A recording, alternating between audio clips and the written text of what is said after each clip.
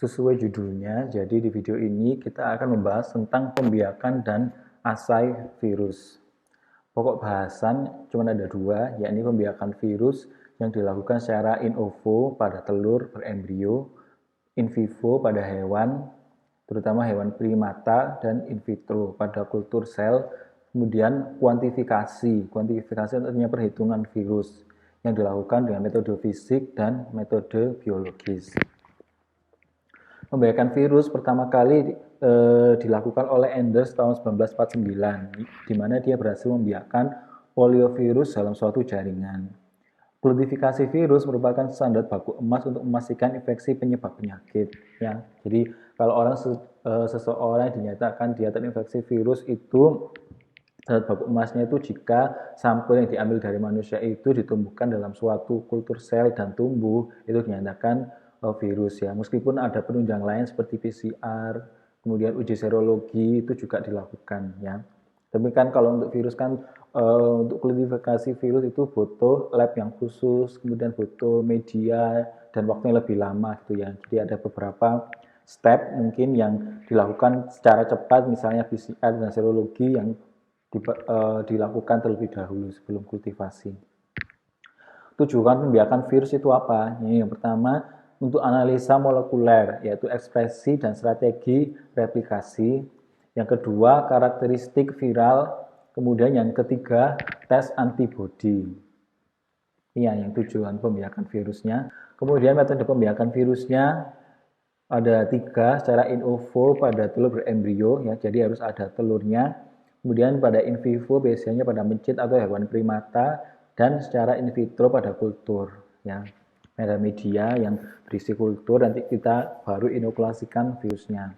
Kita bahas yang pertama kultifikasi virus secara in ovo ya. Jadi dia harus syaratnya itu harus telur berembrio ya. Kemudian cara yang kedua harus SPF. SPF itu spesifik pathogen free, jadi harus bebas dari patogen. Kemudian telur dieramkan suhu 38 sampai 39 derajat Celcius dengan kelembapan udara 60 sampai 65%. Jadi biasanya untuk produksi vaksin yang butuh virus ini ada tempat khusus ya, memang disediakan untuk pengembangbiakan telurnya. Ayamnya sendiri pun mereka juga memelihara ayam gitu ya. Jadi tidak random beli di pasar, kemudian itu enggak, biasanya langsung ayamnya diberi makan, beri nutrisi untuk menghasilkan telur dan kelembapan sekian ya, harus yang spesifik pathogen free gitu. Kemudian di telur ini ada beberapa telur yang potensi untuk diinokulasikan virus. Yang pertama chorioallantoic membrane inoculation ya, di bagian kerantoid. Jadi karena ini cangkang, kemudian ini bagian chorioallantoic yang bagian putih yang seperti kulit itu, ini bisa disuntikan atau dikembangbiakan herpes simplex virus, pox virus, terus sarcoma virus ya. Kemudian ada amniotic inoculation, bagian putih telurnya ya bisa disuntikan virus influenza virus, mumps virus, kemudian bagian kuning telurnya yolk ini bisa disuntikan herpes simplex virus, kemudian bagian allantoic inoculation bisa ke influenza virus, mumps virus, Newcastle disease virus, sama avian adenovirus. Jadi untuk menentukan bagian-bagian telur ini yang ingin kita kembangbiakan virusnya itu biasanya pakai candling box ya. Jadi pakai alat ini kita bisa tahu bagian-bagian telurnya, kemudian kita tandai pakai pensil, baru nanti disuntikan virus ya. Nanti dia akan bertambah banyak berkembang biak di dalam telur ya. Prosedurnya seperti ini. Telur dilihat dengan candling box, tandai dengan pensil pada bagian telur yang akan diinokulasi virus. Tusuk telur dengan jarum ya 18,5 ukurannya dan inokulasikan virus. Lubang ditutup dengan lilin atau sejenisnya. Inkubasikan telur selama 12-18 jam bergantung pada jenis virusnya. Jadi beda virus, beda juga waktu untuk inkubasi. Kemudian panen virus dilakukan dengan menggunting bagian telur dengan gunting steril dan teknik aseptik. Panen virus dengan siring atau pipet sebanyak 5 mm per telur. Jadi jumlah virusnya cuma 5 ml ya. Ya, seperti ini nanti dikasih tanda ya untuk diinokulasikan di bagiannya seperti ini. Tuh. Nanti siringnya ini yang digunakan untuk menyuntikkan virusnya ya, ukurannya tadi 18,5 disuntikan di sini. Kemudian ini untuk panennya, panen ini pada alantoik ya. Jadi ini di kuning cangkangnya dibuka, kemudian dilebarkan pakai pinset pada bagian mana, baru diambil harvestnya atau panen virusnya pakai siring. Kemudian ini macam-macam virus di mana inkubasinya kan berbeda. Jadi temperaturnya juga berbeda, waktu hari umur dari telurnya itu juga berbeda. Misalnya influenza virus A 10-14 hari, influenza B 11 hari, Sendai virus 11 hari, rabies lebih cepat sekitar seminggu.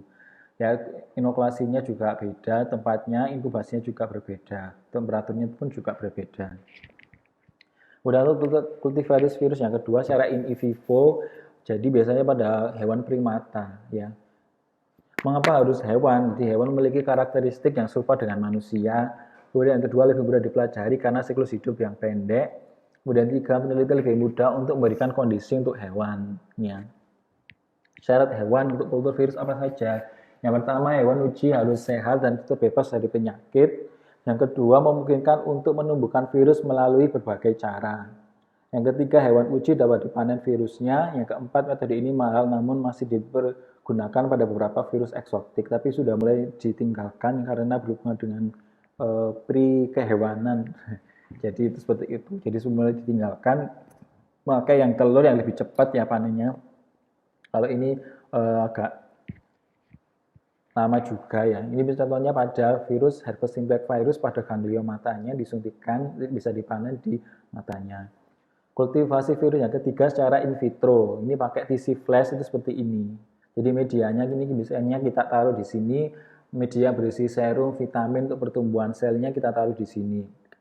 Setelah selnya tumbuh baru diinolasikan virusnya.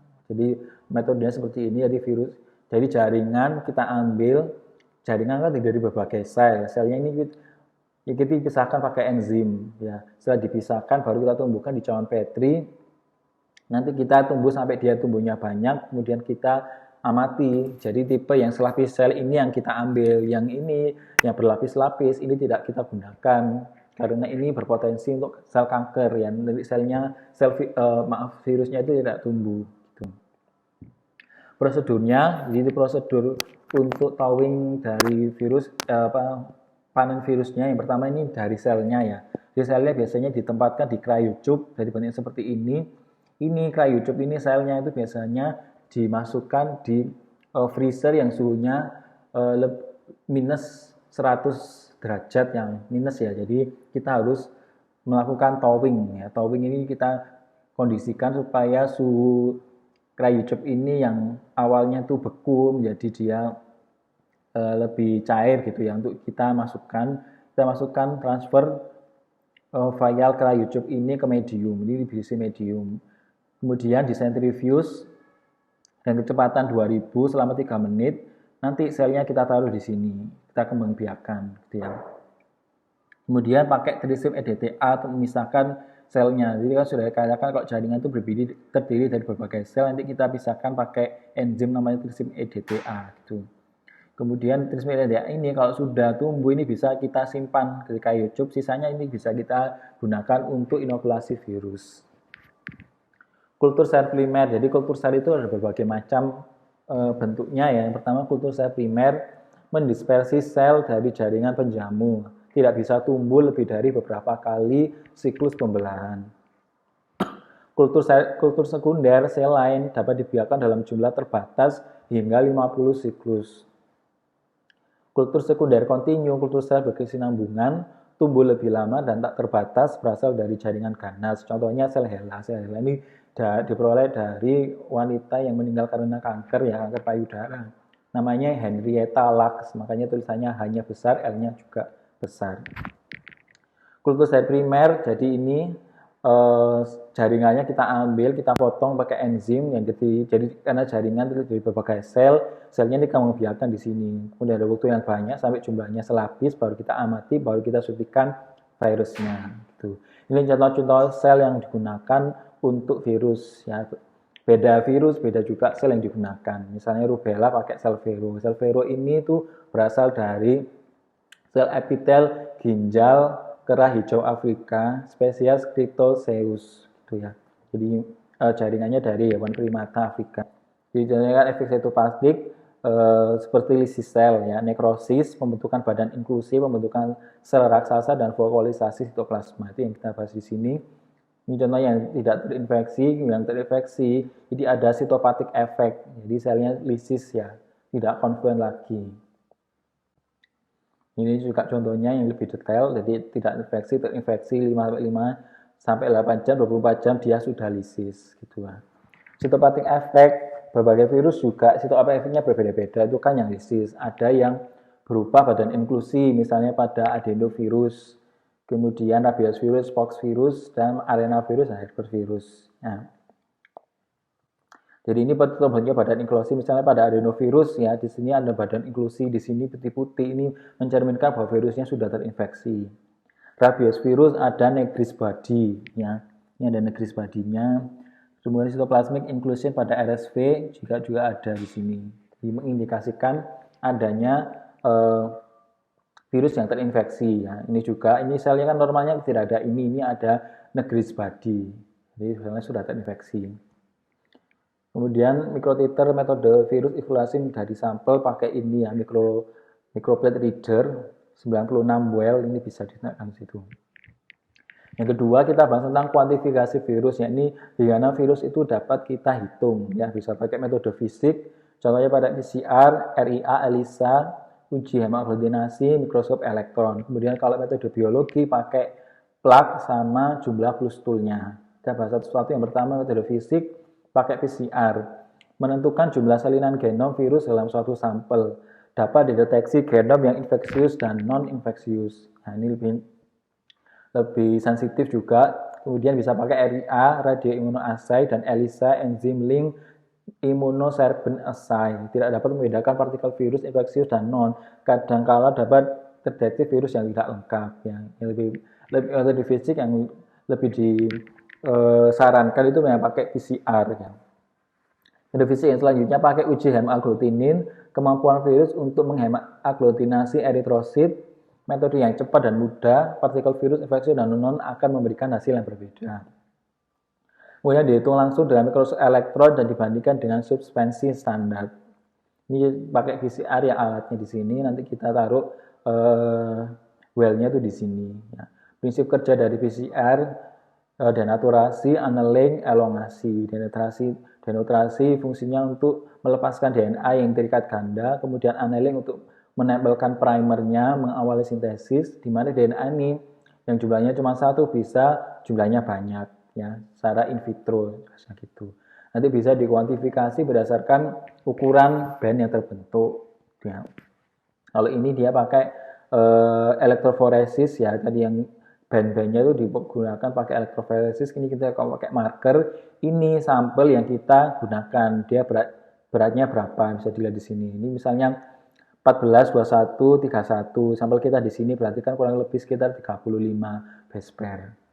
Kemudian ini pakai radioimmunoassay teknik gitu, ya. Kemudian metode biologis plug assay, ya, sel monolayer dilokasikan virus yang diencerkan dengan kadar tertentu. Setelah terjadi penyerapan kemudian ditimbun dengan agar atau karbomethylselulase untuk mencegah virus menyebar ke seluruh kultur. Ya, ini plug assay. Jadi selnya kita encerkan, kemudian kita kultur dalam cawan Petri atau TC flask, ya.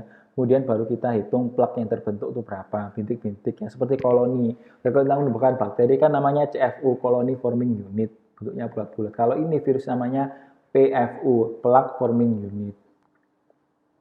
Metode biologis yang selanjutnya ini pakai pustul, ya. Virus tertentu seperti herpes akan membentuk pustul jika dimulasikan ke membran kori allantoid. Jadi seperti ini pada kori allantoid membran, pada telur. Ini kita akan tumbuh pustul seperti ini baru kita hitung, ya. Ini contohnya seperti ini pada telur, ini ada pustulnya baru kita hitung. Sekian untuk video hari ini, semoga bermanfaat.